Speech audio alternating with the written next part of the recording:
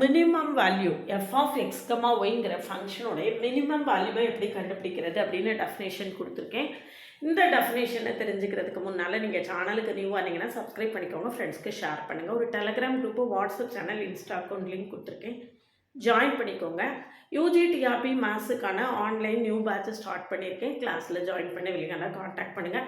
நம்மளுடைய கிளாஸஸ் எப்படி இருக்குன்னு கமெண்ட்லேயும் டிஸ்கிரிப்ஷன்லேயும் கொடுத்துருக்கேன். பார்த்துட்டு கம்ஃபர்டபுளாக ஃபீல் பண்ணிங்கன்னா காண்டாக்ட் பண்ணுங்கள்.